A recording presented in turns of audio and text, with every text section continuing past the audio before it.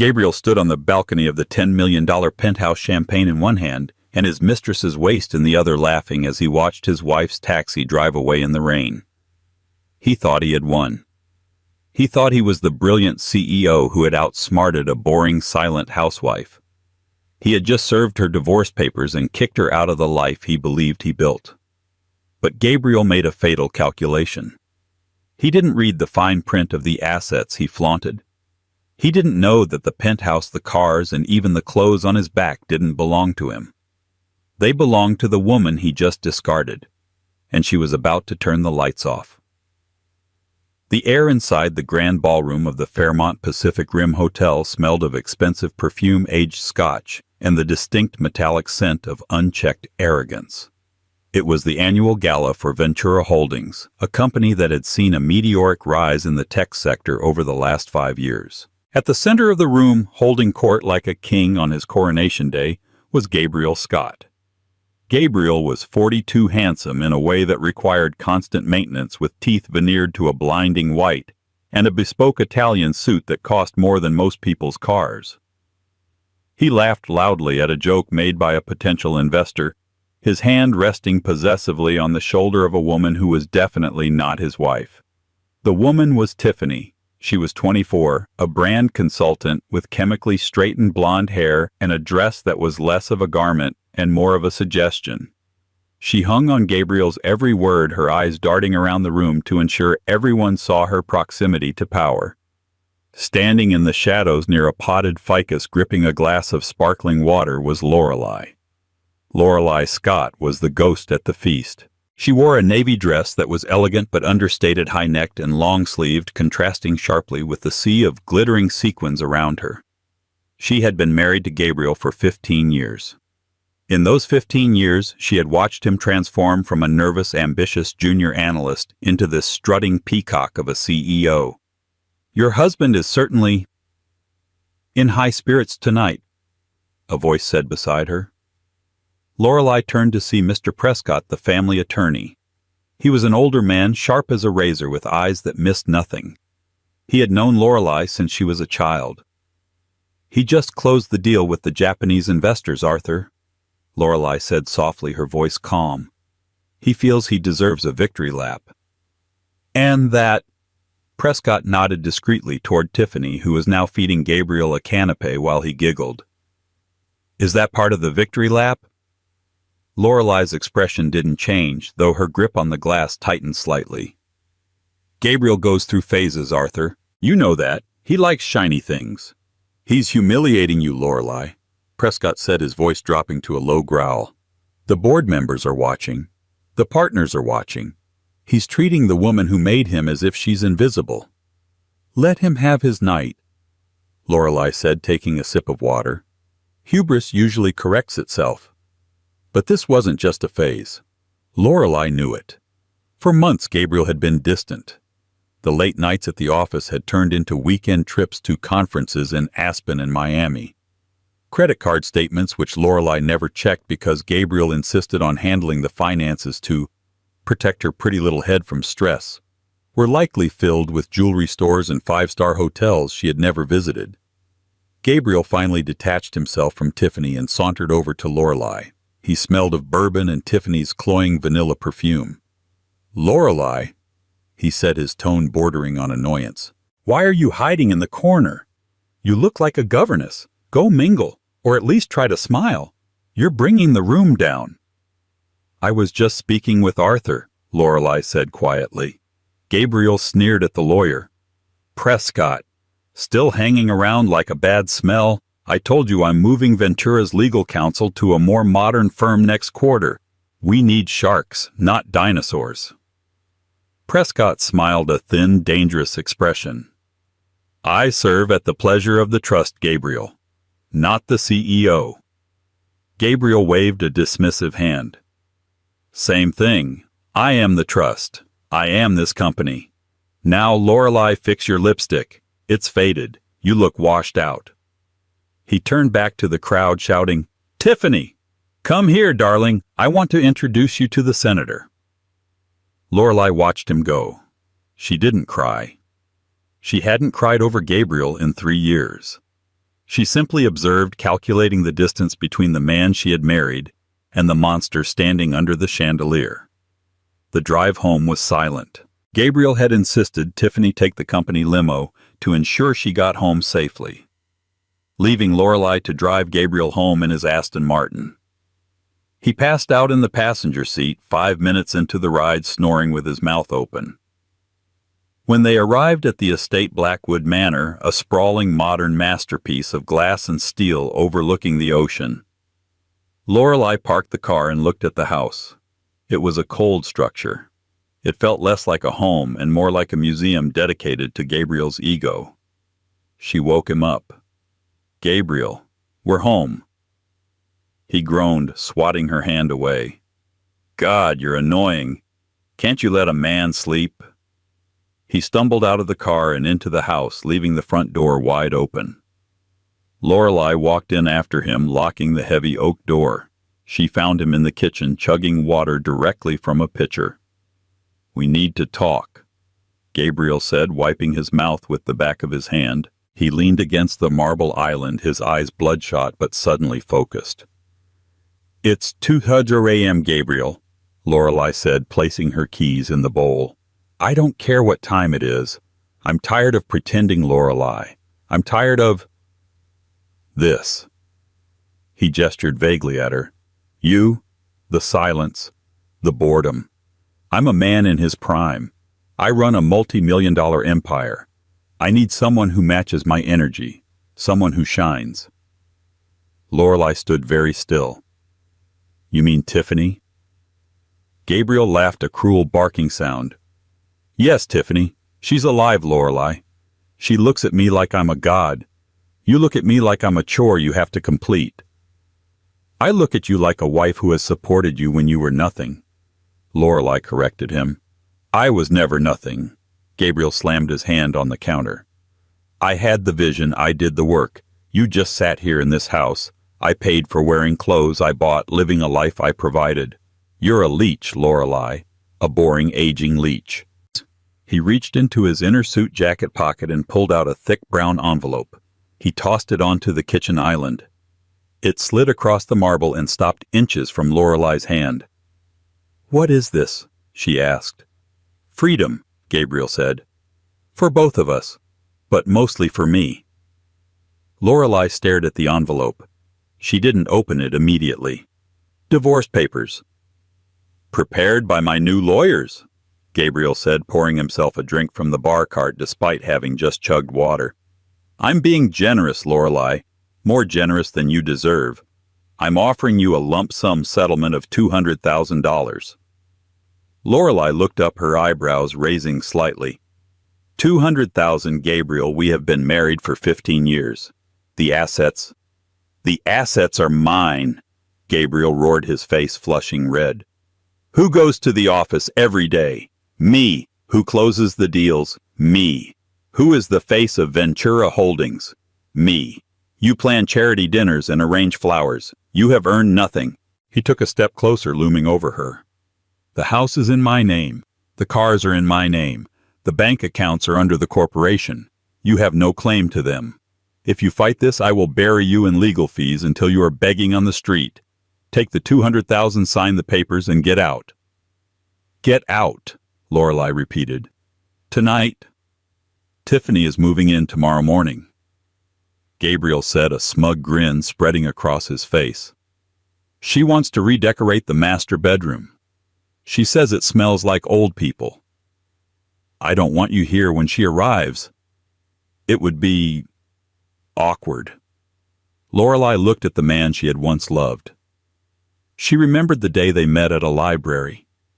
He had been wearing a frayed sweater, studying for his business exams, looking so earnest and humble. That man was dead. Gabriel, Lorelei said, her voice dropping to a whisper. Are you sure you want to do this? Once I walk out that door, there is no coming back. I want you to think very carefully about who owns what. Gabriel rolled his eyes. Don't try to threaten me, Lorelei. You're pathetic. I know who owns what. I'm the CEO. I'm the king. Now go upstairs, pack a bag, and call a cab. You can come back for your boxes of knitting or whatever useless junk you have later next week. But I want you gone tonight." Lorelei stood there for a long moment.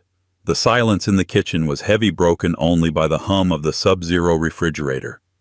Finally, she reached out and picked up the envelope. "Okay," she said. Gabriel blinked, surprised by her lack of resistance. He had expected screaming, crying, begging. He had prepared speeches about how she wasn't good enough for him. Her calmness unnerved him, but he quickly chalked it up to her being defeated. "Okay," he scoffed. "Smart choice. Finally using your brain." Lorelei walked out of the kitchen and up the grand staircase. She didn't go to the master bedroom. She went to the guest room down the hall, the one she had been sleeping in for the last 3 months since Gabriel's snoring and late-night phone calls had become unbearable.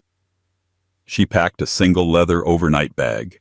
She took her toiletries, 2 changes of clothes, and a small velvet-bound notebook from her nightstand. She left the jewelry Gabriel had bought her, the gaudy diamond necklaces, the oversized watches sitting on the dresser. She didn't want them. She walked back downstairs. Gabriel was now in the living room watching Bloomberg TV with his feet up on the coffee table, a cigar in his hand. He didn't even look at her. "Leave the keys on the table," he called out without turning his head.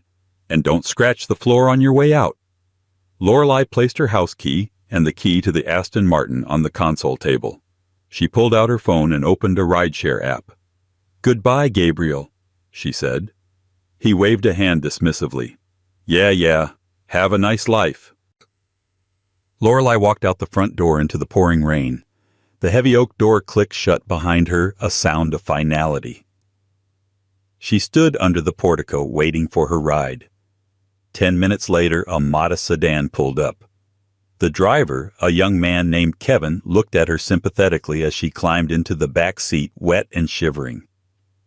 "Rough night, ma'am?" Kevin asked, glancing at the massive illuminated mansion behind her. "You could say that," Lorelei replied, buckling her seatbelt. "Where to?" Lorelei looked back at the house one last time. She saw the silhouette of Gabriel in the window, raising a glass to himself. "Take me to the Pierre Hotel," Lorelei said. "And Kevin," "Yes, ma'am. Can you let me use your phone charger? I need to make a call to my grandfather's lawyer. It seems my husband has forgotten who actually signs his paychecks." As the car pulled away, Lorelei didn't look back. She opened the velvet notebook. Inside wasn't a diary or knitting patterns. It was a ledger, a list of account numbers, trust deeds, and intellectual property registrations. At the top of the first page, written in elegant cursive, were the words, "The Oak Haven Trust." Gabriel thought he was the king of the castle. He was about to find out he was just the court jester living in the Queen's guest house. The next morning, the sun rose over the estate, casting a golden light on the wet driveway. A moving truck arrived at 900 a.m. sharp. It wasn't Lorelei coming to get her things. It was a delivery for Tiffany. Gabriel stood in the doorway wearing a silk robe, greeting his mistress as she stepped out of a convertible. She squealed, running into his arms. "Oh, baby! It's finally ours!" Tiffany shrieked, spinning around. "I can't believe she's actually gone. Was it hard to kick her out?" "Like taking out the trash?" Gabriel said, kissing her forehead. "Come on, let's go see the master bedroom. I want that drab wallpaper gone by noon." They walked inside, laughing, their voices echoing in the high ceilings. Gabriel felt invincible. He had the girl, the house, the money, and the freedom. He picked up his phone to check the company accounts, wanting to transfer some funds for Tiffany's redecorating spree. He opened the banking app, expecting to see the usual 7-figure balance in his personal operating account. Instead, a notification popped up on the screen in red text. "Access denied. User unauthorized." Gabriel frowned. "That's weird." He tried again. "Access denied. Contact account administrator." "Damn bank glitches," Gabriel muttered. He pulled out his black credit card, the Centurion card he used for everything. "Tiffany just used this for the movers. I need to call the bank and yell at someone." He handed the card to Tiffany. She ran over to the lead mover. A moment later, she came back looking confused. "Gabriel?" The guy said the card was declined. Don't be stupid, Gabriel snapped. That card has no limit. He tried it 3 times, Tiffany said, her voice losing some of its cheer. It says card canceled, stolen. Gabriel felt a cold drop of sweat slide down his back. Stolen? I'm holding it right here. He walked over to the landline phone in the hallway to call the concierge service. He picked up the receiver. There was no dial tone, just a recorded voice. This service has been suspended at the request of the account holder, Oakhaven Trust.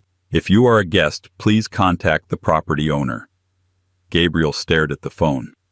Oakhaven Trust. He whispered the name. He had heard it before. It was the name on the bottom of the deed he had signed 15 years ago, the day after his wedding. He had never paid attention to it. He thought it was just a tax shell company his lawyer had set up. But his lawyer was Prescott. And Prescott had been talking to Lorelei last night. The color drained from Gabriel's face. He looked around the foyer, the marble floors, the crystal chandelier, the art on the walls. For the first time in 10 years, Gabriel Scott felt fear. Gabriel Scott stood in the foyer of Blackwood Manor, the phone receiver dangling from his hand like a dead snake. The automated message from the concierge service replayed in his mind. Account holder, Oakhaven Trust. Gabriel, Tiffany called out from the living room, her voice edged with a whine that was already starting to grate on his nerves. The movers are literally standing here waiting to be paid. They said they won't unload the leopard print sofa until the payment clears. It's embarrassing. Gabriel slammed the phone down. I'll handle it, he snarled, smoothing his silk robe. He marched into his study, or what he thought was his study, and booted up his desktop computer. He needed to transfer money from his offshore account in the Caymans. That account was his safety net, his rainy day fund hidden from the main domestic finances. Surely Lorelei couldn't touch that.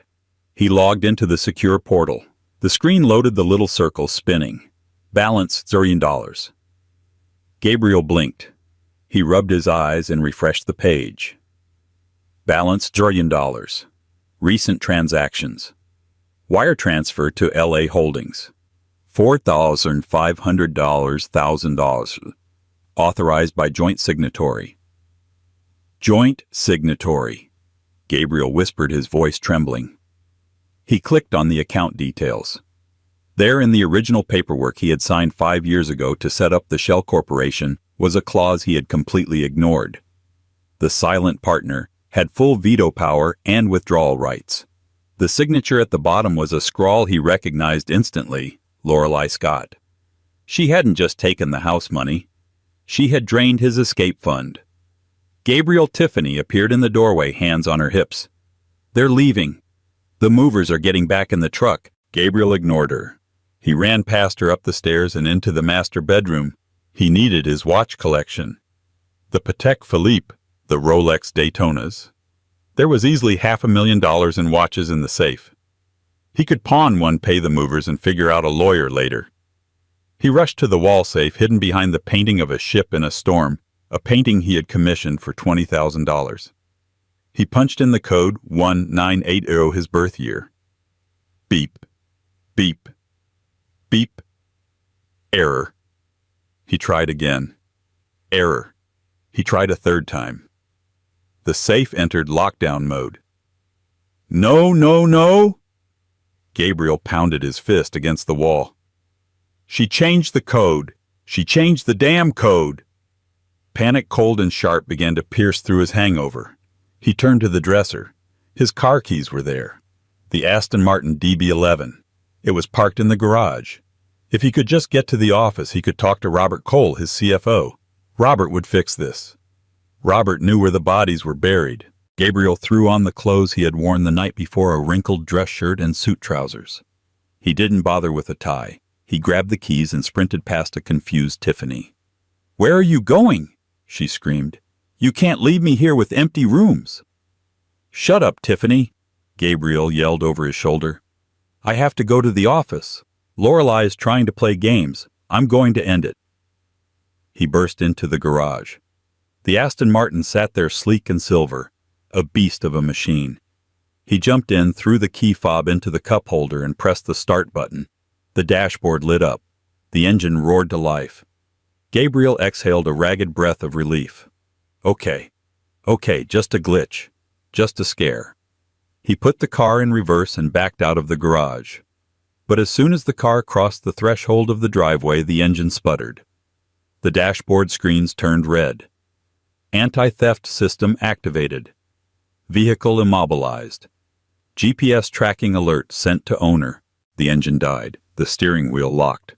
The doors clicked, locking him inside. What? Gabriel pulled the handle. Locked. He pounded on the window.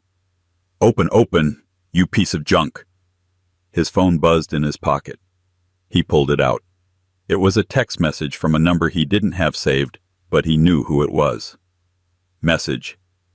Please leave the vehicle keys on the seat. The police have been notified of an unauthorized user attempting to steal company property. Arthur Prescott SQ. Gabriel screamed a primal sound of rage and kicked the dashboard, scuffing the expensive leather. He was trapped in his own driveway in a car he couldn't drive outside a house he apparently didn't own. He had to break the window. He used his elbow, slamming it against the glass until it finally shattered.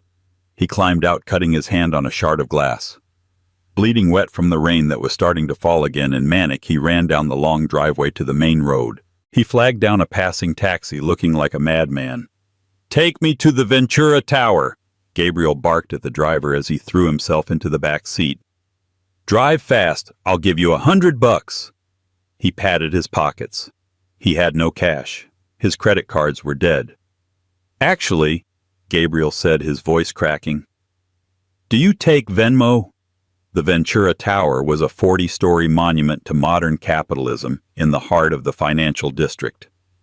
Gabriel had personally designed the lobby floor-to-ceiling marble, a waterfall feature, and a massive gold logo of a V behind the reception desk. Usually when Gabriel walked in, the security guard stood straighter. The receptionist smiled nervously. Junior analysts scrambled to hold the elevator doors. Today, Gabriel burst through the revolving doors, his shirt soaked with rain, his hand wrapped in a bloody handkerchief, and his hair plastered to his forehead. Mr. Scott. The receptionist, a young woman named Sarah, looked at him with wide eyes. Get Robert Cole on the line. Gabriel barked, marching toward the private executive elevators. And tell security to clear the conference room. I'm calling an emergency board meeting. He reached the turnstiles and slapped his platinum security badge against the reader. Beep, beep. Red light. Gabriel tried again. Beep, beep. Sarah! Gabriel shouted, turning back to the desk. My badge is demagnetized. Buzz me in. Sarah bit her lip, looking down at her computer screen. She didn't press the button. She picked up her phone and whispered something. Two large men in dark suits emerged from the security office. They weren't the usual building security guards Gabriel knew by name. These were private contractors, massive, stone-faced, and blocking his path. Mr. Scott, the one on the left said. His voice was gravel. We have been instructed to escort you to the boardroom. However, you are not permitted to enter any other areas of the building. Escort me? Gabriel laughed incredulously. I own this building. I built this tower. Get out of my way. Please come with us, sir, the guard said, stepping forward. It wasn't a request. Gabriel straightened his jacket, trying to salvage some dignity. Fine. Take me to the boardroom. I'm going to fire every single person in this lobby by lunch. They escorted him up to the 40th floor. The elevator ride was silent and suffocating. When the doors opened, Gabriel stormed down the hallway toward the double glass doors of the main conference room. He threw the doors open. Robert, he yelled. What the hell is going on with the accounts? I want answers. He stopped dead. The long mahogany table was full. The entire board of directors was there. 6 men and women in expensive suits, looking somber. At the far end of the table, in the seat usually reserved for the chairman, sat Arthur Prescott, the lawyer. And at the head of the table, in Gabriel's chair, the custom ergonomic leather chair he had imported from Germany, sat Lorelei. She was dry, impeccable, wearing a sharp white blazer that made her look like a blade. Her hands were folded on top of a thick stack of files. She looked at Gabriel with an expression he had never seen before. It wasn't love. It wasn't hate. It was total professional indifference. "You're late, Gabriel," Lorelei said. Her voice was calm, projecting effortlessly across the room. "What is this?" Gabriel demanded, walking toward the table. "Lorelei, get out of my chair. You're embarrassing yourself. This is a place of business, not a tea party." "Sit down, Mr. Scott," Arthur Prescott said, gesturing to a small, flimsy folding chair set up at the opposite end of the table, far away from the power players. "I will not sit in a folding chair in my own company," Gabriel roared. He looked at Robert Cole, his CFO. "Robert, tell her to leave. Tell her who runs this place." Robert Cole, a man with a nervous tic who usually laughed at all of Gabriel's jokes, didn't look up. He was staring intensely at his iPad. I can't do that, Gabriel." "Why not?" "Because Lorelei interjected. "Robert works for the majority shareholder, and as of 8:00 a.m. this morning, the shareholders have voted unanimously to remove you as CEO of Ventura Holdings due to gross misconduct and misappropriation of company funds." Gabriel froze. He felt like he had been punched in the gut. "Majority shareholder I am. The majority shareholder I own 51% of the stock." Lorelei sighed as if explaining algebra to a slow child. She opened the file in front of her. "No, Gabriel, you don't. You own 51% of the voting rights via a proxy agreement, but the actual stock, the equity that is owned by the Oakhaven Trust." "And who," Gabriel sneered, though his voice wavered, "is Oakhaven Trust?" "Oakhaven is the holding company for the estate of Jonathan Sterling," Lorelei said. The name hit the room like a bomb. Jonathan Sterling was a legend in the industry, an old money industrialist who had died 20 years ago. "Your grandfather," Gabriel whispered. "My grandfather," Lorelei confirmed. "When we married, Gabriel, you were charming, ambitious. But my grandfather was a suspicious man. He set up the trust so that any business created with his inheritance money would remain the property of the trust. I let you play CEO. I let you put your name on the door. I let you take the magazine covers. But every dime of seed capital came from me. Every loan was secured by my assets. The intellectual property, the code for the Ventura algorithm. You didn't write it, Gabriel. You hired a team to write it using my money." Gabriel felt the room spinning. "But the prenup. We signed a prenup. What's mine is mine." Arthur Prescott smiled. "Correct. The prenup states that what you brought into the marriage is yours, and what Lorelei brought is hers. You brought... Let me check." He adjusted his glasses. "A 2004 Honda Civic and $40,000 in student loan debt. You are welcome to keep those debts, Mr. Scott." "This is a trick," Gabriel stammered. "I built this company, I made the deals. The Japanese investors, they signed with me." "Actually," Robert Cole finally spoke up. "Mr. Sato called this morning. He was very displeased to hear about your public affair with that consultant. He values family honor highly. When Lorelei called him and explained the situation, he agreed to keep the contract provided. Ventura underwent a change in leadership." Gabriel looked around the table. The faces of the board members were cold. These were people he had dined with, played golf with, bought drinks for. "You can't do this," Gabriel whispered. "I have rights." "You have the right to remain silent," Arthur Prescott said dryly. "But we are not the police. We are just the landlords, and you are trespassing." Lorelei stood up. The room went silent. She walked slowly down the length of the table until she stood in front of Gabriel. He smelled of rain and fear. She smelled of expensive soap and victory. "Gabriel," she said softly, "I tried. For 15 years I tried to be the wife you wanted. I stayed in the background. I let you shine. I ignored the lipstick on your collars. I ignored the late nights.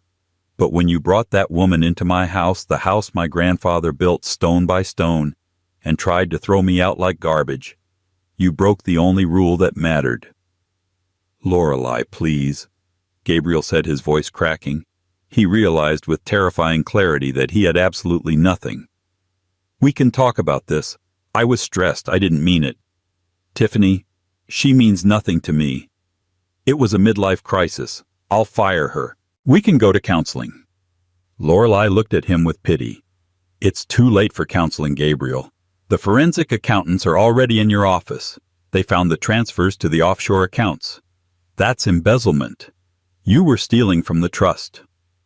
I was just moving funds." "You were stealing," Lorelei repeated. "Now here is the offer. The board has prepared a separation agreement." She slid a single sheet of paper toward him. "Sign this. You resign effectively immediately. You relinquish all claims to Ventura Holdings. You agree to a non-disclosure agreement.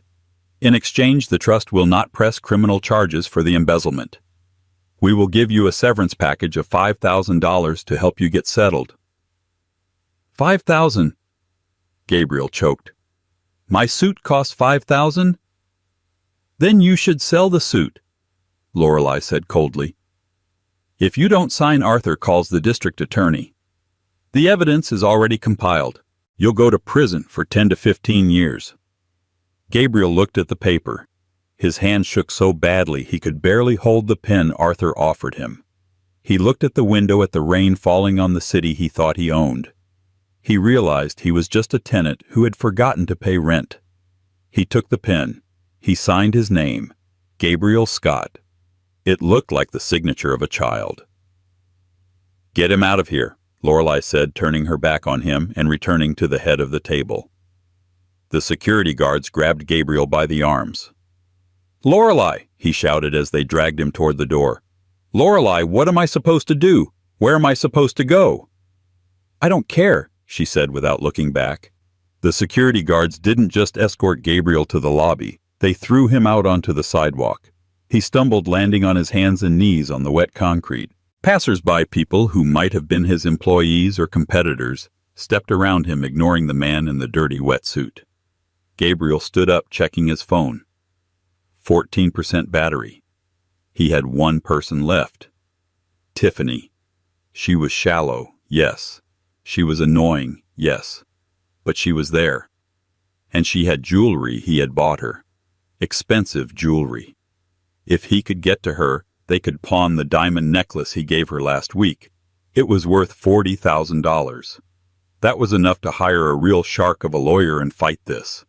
He didn't have money for a cab, so he started walking. It was a 5-mile walk back to the suburbs where Blackwood Manor stood, but he couldn't go there. He knew the locks would be changed. Instead, he remembered Tiffany had a small apartment in the city, a place she kept for her independence, which Gabriel paid the rent for. He walked for an hour in the rain, his Italian leather shoes squelching, blistering his feet.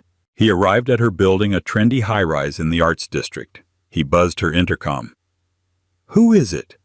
Her voice sounded strained. "It's me, Gabriel. Let me in." There was a long pause. "Gabriel, the doorman said the police were looking for you." "What? No, that's Lorelei's lies. Just let me in, Tiff. We need to talk. We need to sell the necklace." "The necklace?" "Yes, I need cash. I'm going to sue them, but I need a retainer. Let me up." "Gabriel," Tiffany said, her voice turning cold. "I looked up the news. Ventura Holdings issued a press release. It says you were fired for fraud. It says you're broke." "I'm not broke. It's a temporary liquidity issue. I'm still Gabriel Scott." "You're a liability, Gabriel," Tiffany said. "And by the way, I took the necklace to the pawn shop an hour ago." Gabriel felt a glimmer of hope. Good girl. How much did you get?" "I got 20 grand, she said. "And I used it to book a first-class ticket to Dubai. My friends are going there for the season. I can't be associated with a scandal, Gabriel. It's bad for my brand." You're leaving me!" Gabriel screamed at the little metal speaker box. After everything I gave you? You gave me stolen money, apparently, Tiffany snapped. Don't come up here. I told security if you show up, they should call the cops. Goodbye, Gabriel. The intercom clicked off. Gabriel stood in the rain staring at the steel box. He punched it, breaking the skin on his knuckles.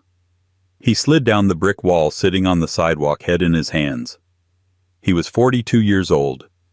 He had no job, no home, no car, no wife, no mistress, no money. The reality of his situation began to settle in like a heavy fog. He needed shelter. He needed food. He reached into his pocket and found the only thing he had left: his phone. 8% battery. He scrolled through his contacts. The senator, the VP of marketing, the golf club president. He called the senator. Hello. Jim, it's Gabriel. Gabriel Scott. Oh, Gabriel. The senator's voice dropped an octave. I heard the news. Tough break. It's a setup, Jim. Lorelei went crazy. I need a favor. Can I crash at your guest house for a few days, just until I get my legal team sorted? Geez, Gabriel. I really can't. It's election season. I can't have a person of interest staying at the residence. It wouldn't look good for the campaign. Person of interest, I'm your friend. We played golf twice, Gabriel. Look, I have to go. Good luck. Click. Gabriel called the VP of marketing. Voicemail. He called his best friend from college, a guy he had bailed out of jail twice. Gabriel, dude, don't call me. The SEC is investigating Ventura. If I talk to you, they might audit me. Sorry. Click. Every door that had been opened to him yesterday was slammed shut today. He wasn't Gabriel Scott, the visionary CEO. He was radioactive waste. As night fell, Gabriel found himself walking toward a part of the city he had only ever seen from the window of his limousine. The streets were darker here. The smell of garbage was stronger. He saw a diner with a flickering neon sign, Joe's All Night Eats. He was starving. He hadn't eaten since the gala canapes. He walked in. The waitress, an older woman with tired eyes, looked him up and down. His suit was ruined, stained with mud and rain. He looked like a fallen banker, which is exactly what he was. Coffee, she asked, not unkindly. Please, Gabriel rasped. And, do you have any day-old donuts or something cheap? She poured him a mug of black coffee. Honey, you look like you've been through the ringer. On the house. Gabriel wrapped his hands around the warm mug. Tears, hot and humiliating, pricked his eyes. A free cup of coffee from a stranger was the most kindness he had received all day. The TV in the corner of the diner was tuned to the local news. Gabriel looked up and froze. His face was on the screen. A file photo from better days, smiling and confident. Breaking news. Tech mogul Gabriel Scott ousted in shocking boardroom coup. Allegations of embezzlement and fraud. Rock Ventura Holdings. Stocks soar 15% on news of new leadership under Lorelei Scott. Stocks soared. The market liked that he was gone. Lorelei was giving a statement to the press outside the Ventura Tower. Gabriel watched, mesmerized. She looked regal. The previous management lost its way. Lorelei told the reporters, her voice steady. We are returning to our core values: integrity, transparency, and stability. Ventura Holdings is under new management, and we are stronger than ever. What about your husband? A reporter shouted. Where is he? Lorelei looked directly into the camera. For a second, Gabriel felt like she was looking right at him in the diner. Mr. Scott is no longer associated with the family or the firm, she said. I wish him well in his future endeavors. She turned and walked back into the building, her building. Gabriel put his head on the formica table and wept. 6 months passed. The winter in the city was brutal. Gabriel learned quickly that a silk suit offers no protection against the wind when you're sleeping in a shelter. He had tried to get jobs. He applied for executive positions first, which was laughable, then middle management, then sales. But a quick Google search of his name brought up the article's fraud, embezzlement, disgraced. No one would hire him. He was blacklisted in the corporate world. He eventually found work at a construction site, not as a foreman, but as a day laborer. He carried bricks. He mixed cement. His soft manicured hands blistered and calloused. His back, used to ergonomic chairs, ached constantly. He rented a room in a basement apartment shared with 3 other men. It smelled of mold and stale beer. It was a far cry from the penthouse, but it was dry. One afternoon his foreman shouted at him, "Scott, you're on cleanup duty. Go sweep the sidewalk in front of the site. We have VIPs coming to inspect the progress." Gabriel grabbed a broom and went out to the street. He swept the dust and debris head down, trying to make himself invisible. He wore a neon vest and a hard hat, his face hidden by a layer of grime. A line of luxury black SUVs pulled up to the curb. The VIPs. Gabriel kept sweeping, moving away from them. He didn't want to be recognized. He heard car doors open. He heard the click of high heels on the pavement. "The architectural plans for the new wing are ambitious," a familiar voice said. "But I think the community center needs to be larger. We want to give back to the neighborhood." Gabriel froze. He knew that voice. He turned his head slightly. Lorelei was standing there, surrounded by architects and city officials. She looked radiant. She wore a cashmere coat that probably cost more than Gabriel's entire year of wages at this new job. She wasn't just surviving. She was flourishing. She looked younger, lighter, free of the burden he had been. Beside her stood a man. He was tall, with kind eyes and a rugged, handsome face. He wasn't wearing a suit. He wore a high-end sweater and jeans. He looked at Lorelei with genuine adoration. "I agree," the man said. "Let's expand the library section too. I'll fund it personally." "You're too generous, Michael." Lorelei smiled, touching his arm gently. Gabriel felt a spike of jealousy so sharp it nearly doubled him over. But it was followed immediately by shame. He looked at himself, dirty, broken, holding a broom. He looked at them, clean, happy, building something real. He realized then that he had never really loved Lorelei. He had loved what she provided. He had loved the safety she offered.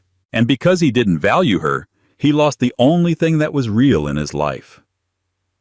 One of the architects noticed Gabriel staring.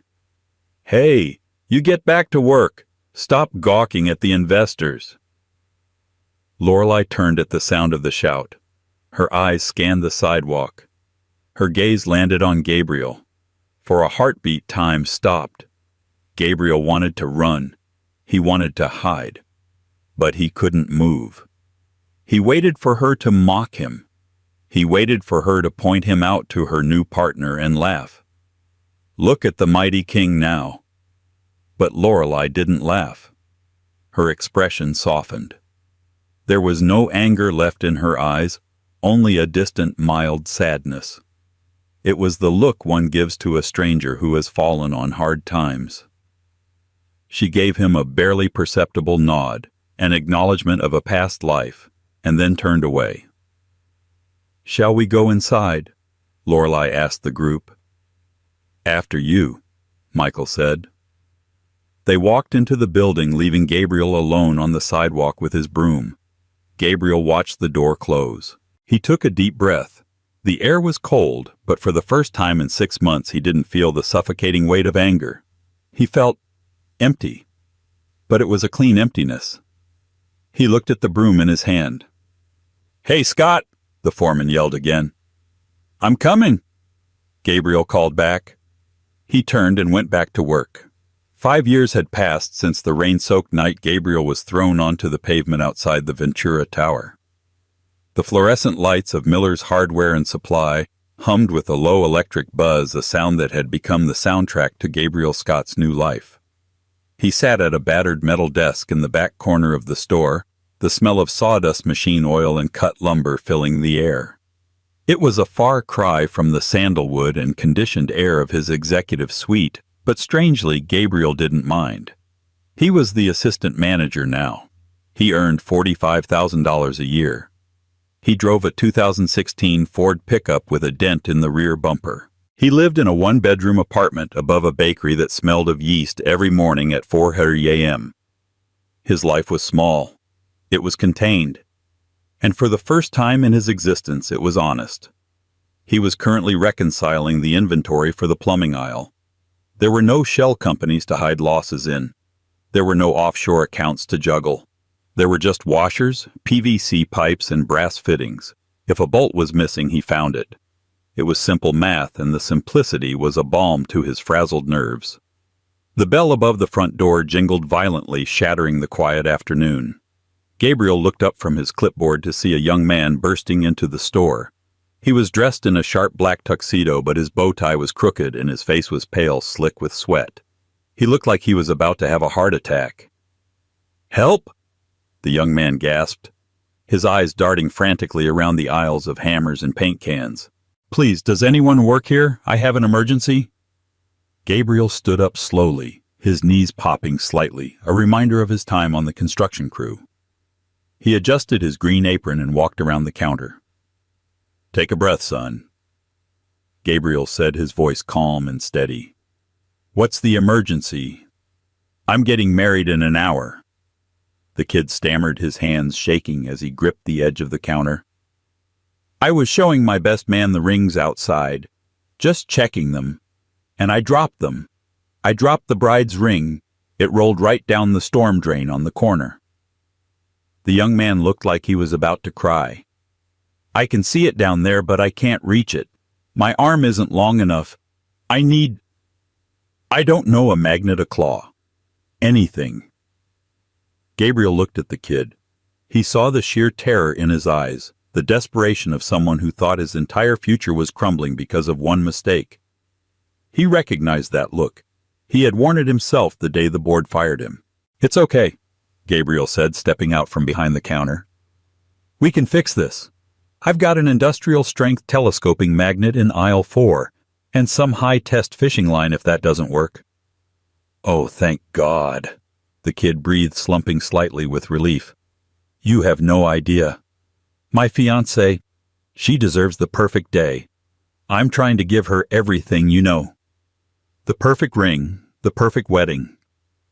If I ruin this, I ruin everything." Gabriel paused.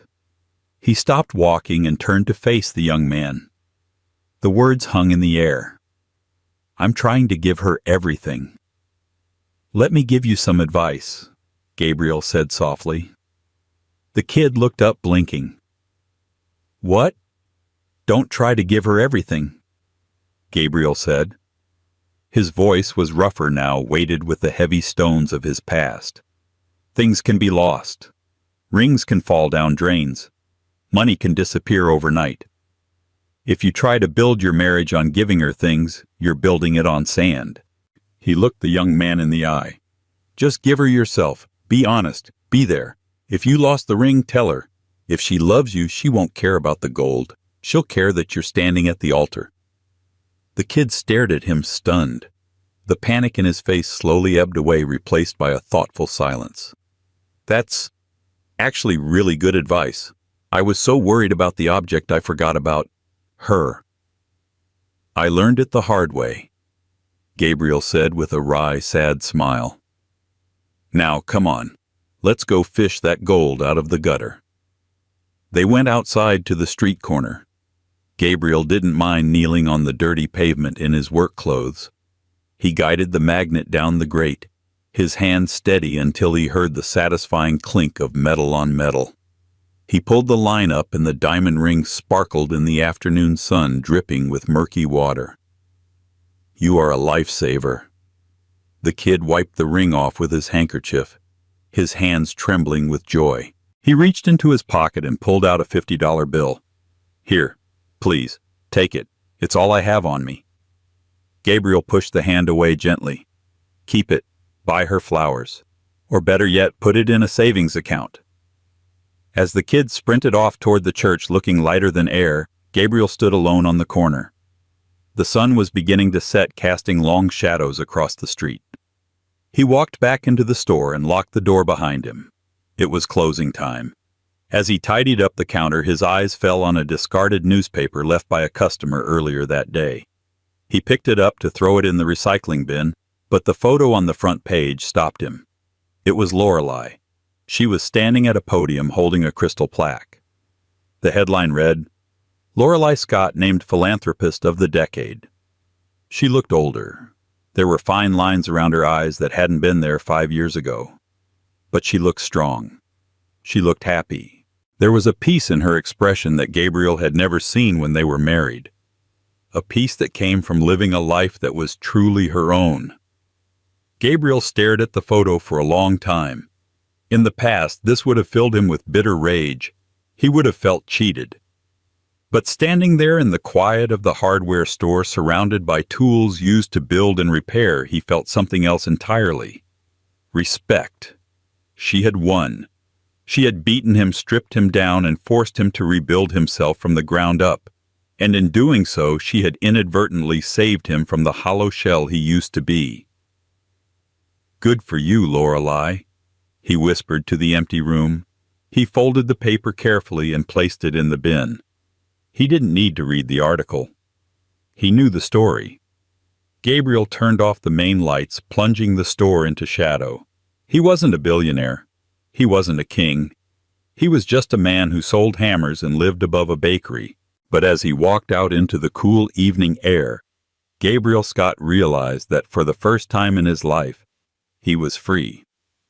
What a journey for Gabriel and Lorelei. It's a powerful reminder that arrogance builds castles on sand, while integrity builds them on stone. Gabriel thought his value came from his bank account, but he only found peace when he lost it all. And Lorelei. She proved that true power doesn't need to shout to be heard. Sometimes it just needs to sign the right checks. If you enjoyed this story of karma, betrayal, and ultimate redemption, please give this video a thumbs up. It really helps the channel grow. What did you think of Lorelei's revenge? Was it too harsh, or did Gabriel get exactly what he deserved? Let me know your thoughts in the comments below. I love reading them, and don't forget to subscribe and hit that notification bell so you never miss a new story. Thanks for watching, and I'll see you in the next one.